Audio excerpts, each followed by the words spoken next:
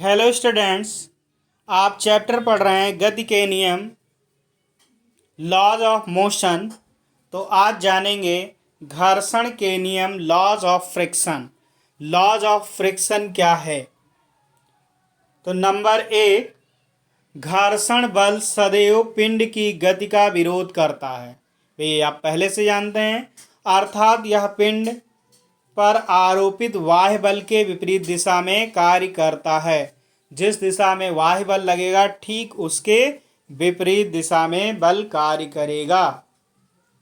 Number 2, संपर्क में रखे दो पिंडों के तलों के मध्य सीमांत घर्षण बल तलों की प्रकृति पर निर्भर करता है कि उनकी प्रकृति कैसी है। तीसरा, सीमांत घर्षण बल यानी कि एफएस मैक्स अभिलंब प्रतिक्रिया बल आर के समानुपाती होता है, अर्थात FS max is directly proportional to R. Next, सीमांत घर्षण बल संपर्कित तलों के क्षेत्रफल पर निर्भर नहीं करता है। नेक्स्ट, सीमांत घर्षण बल से पहले घर्षण बल बाह्य बल से संतुलन में रहता है। नेक्स्ट, जब पिंड सतह पर सरकने लगता है तब घर्षण बल कम होकर गतिक घर्षण यानी कि एफ के बराबर हो जाता है, जो सदैव गति का विरोध करता है। क्या करता है? विरोध, रोकता है। अब कुछ और होते हैं गतिक घर्षण में के ये प्रकार हैं, सर्पी तथा लोटनिक घर्षण। ये गतिक घर्षण के अंतर्गत आते हैं। सर्पी का मतलब फिसलना और लोटनिक मतलब लुढ़कना। तो जब कोई चीज़ फिसलती है तब उस पर जो घर्षण बल कार्य करे वो सर्पी घर्षण है, और लोटनिक जब कोई चीज़ लुढ़काई जाए तब उस पर जो घर्षण बल कार्य करे तो वह लोटनिक है।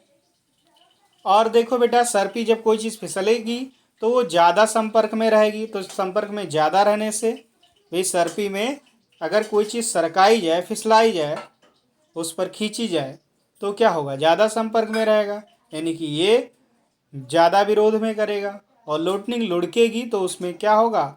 उसका कम भाग जो है स्पर्श करता है तो उस समय यानी कि लोटनिक घर्षण आपका कम होगा। देखिए भाई, सर्पी घर्षण पहला है सर्पी घर्षण स्लाइडिंग फ्रिक्शन।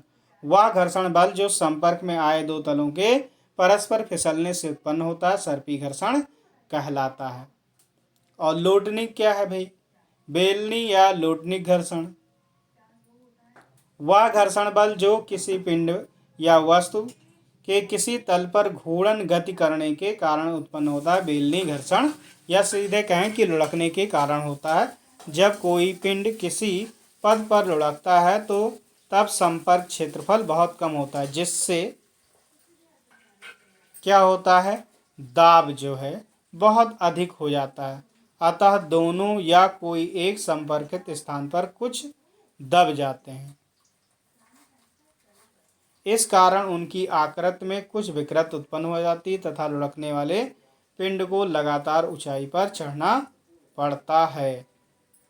तो लोटनिक घर्षण जो है म्यू आर का मान म्यू एस से कम होता है।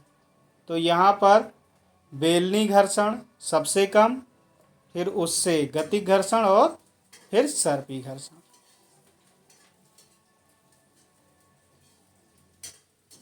सर्पी घर्षण ज़्यादा होता है, सबसे कम बेलनी, फिर गतिक और ये सर्पी।